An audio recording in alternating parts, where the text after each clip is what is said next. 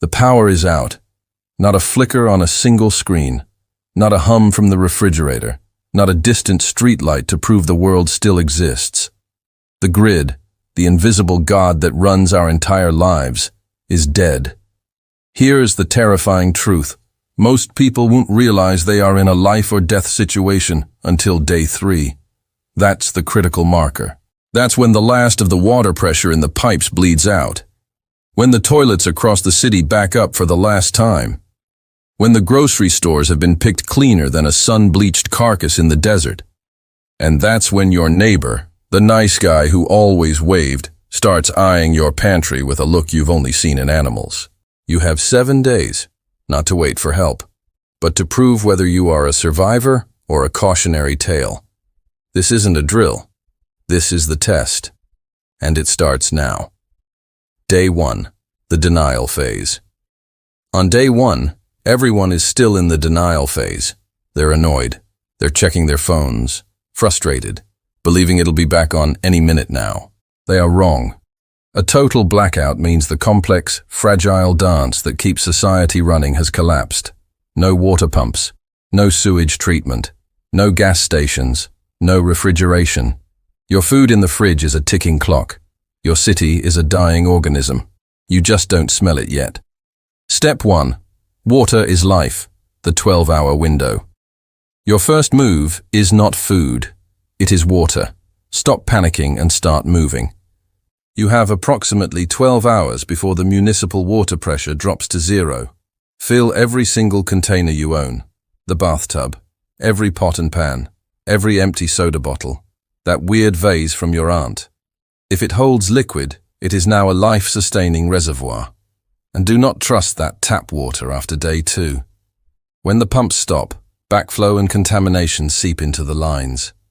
Stagnant water breeds bacteria faster than conspiracy theories. From this moment on, every drop you drink must be boiled. No exceptions. Not for coffee. Not for brushing your teeth. Step 2. The food inventory. Calories, not comfort. You are no longer eating for pleasure. You are eating for fuel. Open your fridge and freezer. You are a doomsday accountant. That ice cream is soup. Prioritize anything that spoils first. Dairy, meat, fresh produce. Your gas stove will likely still work, at least for a while. A charcoal grill works. A fire pit in your backyard works. Cook it all. Cook everything you can. You are not hosting a dinner party. You are trying not to starve by Thursday. Canned goods, dried pasta, rice and beans are your new best friends. Ration them immediately. 7 days feels like an eternity when you're burning 3,000 calories a day from stress and constant low-grade terror. Step 3. Light and stealth, the art of being invisible. The sun is now your primary clock. When it goes down, the world changes. Candles are a comfort until you wake up on fire. Use flashlights sparingly. Batteries are the new currency. A hand-crank flashlight is an investment in your sanity. But here is the most important rule of day 1. Do not advertise your preparedness. When the world is dark, the single house with a light blazing is a beacon. It's a target. It tells every desperate person within seeing distance, the prepared people live here. In a total blackout, the house with lights gets visited, and not by carolers. Be a ghost. Day 2, the realization phase. The smell is starting. The toilets won't flush. Your phone is a cold, useless paperweight. The streets are quiet, but it's a wrong kind of quiet. It's the silence before a predator strikes. Step 4. Sanitation, the silent killer. This is how you don't die of dysentery, cholera, or typhoid like it's 1850. No running water means no sewage. This is the single greatest threat in an urban environment. This, not starvation, is what will wipe out 90% of the survivors. You must establish a latrine. Dig a hole at least 200 feet from any water source and 200 feet from your home, at least 2 feet deep. Use it. Cover it with dirt after every single use. This isn't optional. This is the line between civilization and catastrophic disease. No toilet paper? Use old newspapers, magazines, leaves you can identify, and wash your hands. Simple wood ash from a fire is a powerful antiseptic.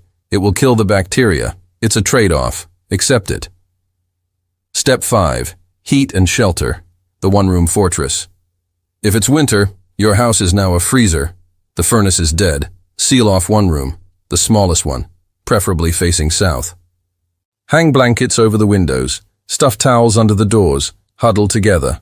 If you must make a fire indoors, you are playing with death. Carbon monoxide is a silent killer. Crack a window for ventilation. Use a metal trash can or a terracotta pot over candles as a makeshift radiator. It won't be warm, but it will be survivable. Hypothermia doesn't just kill you. It makes you stupid right before it kills you. It makes you make fatal decisions. Day 3 to 5, the chaos phase. This is when it all breaks. The 72-hour mark. This is when the last person realizes help is not coming. Desperation turns to chaos.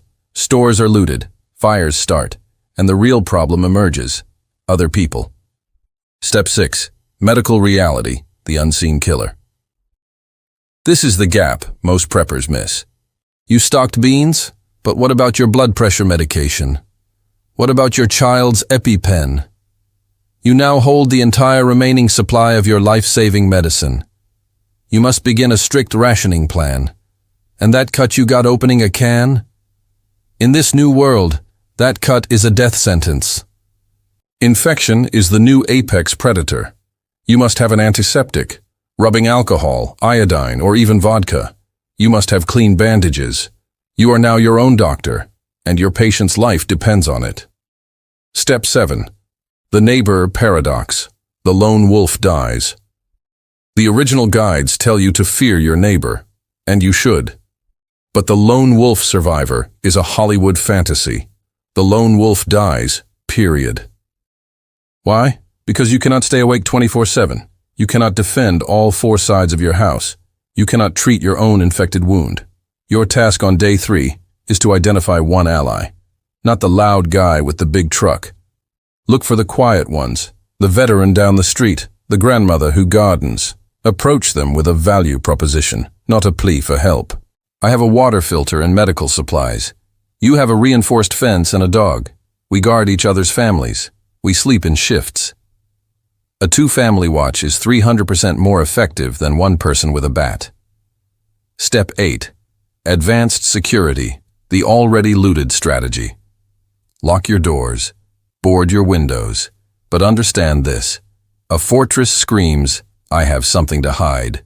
The goal is to look boring, poor, and already looted. Throw some trash on your lawn, make it look inconvenient. Make noise traps, cans on a string, gravel under windows, anything that alerts you to movement. And for defense, a baseball bat is good. A can of wasp spray, which shoots 20 feet and blinds an attacker, is better. An air horn is a psychological weapon. In the dead silence, a 130 decibel blast doesn't just startle an intruder. It creates massive, unwanted attention. It makes them the target. Day 6 to 7, the endurance phase. You made it a week. Most didn't. Some gave up, some got sick, some made one bad decision in the dark. But you are still here. You are tired. You are dirty. You are hungry. But you are here. Step 9. Communication and food, round 2. Your phone is dead, but radio waves don't need a grid. A hand-crank AM/FM radio is your lifeline. Is anyone still out there? No radio? Make one. A crystal radio, a coil of wire, a diode from an old circuit board, an earphone, and a long antenna wire. No power needed. It pulls energy from the radio waves themselves. The signal is faint, but it's proof. You're out of fresh food. Now you're on rations. 1 meal a day. Your body is adapting. But you need to supplement. Can you trap? A snare is just a loop of wire. Set it on a game trail. Squirrels, rabbits. Can you forage? Dandelions, acorns, cattails. But learn what's edible now, not when you're starving. There is no margin for error. Step 10. Routine as a weapon. Psychological warfare. The mind breaks before the body. Despair thrives in idleness. You will fight it with structure. Routine is your weapon. Wake up at sunrise. Check perimeter. Boil water. 30 minutes of physical exercise. Check traps. Sharpen your knife. Read 1 chapter of a book. This isn't staying busy. This is a ritual. This is you telling the abyss that you are still in control. Step 11. Engineering hope. The Day 8 mindset. Hope is not sitting in the dark, wishing for the power to come back. That is denial, and it will kill you. Practical hope is a strategy. Hope is not someone will rescue us. Hope is the solar still I built, produced 1 cup of water today. Hope is my community partner is still on watch. Hope is I survived day 7. You are not waiting for rescue. You are engineering your own survival. The grid is dead. Society is tearing at the seams. But you're still here. Congratulations. You survived. Now, do it again tomorrow.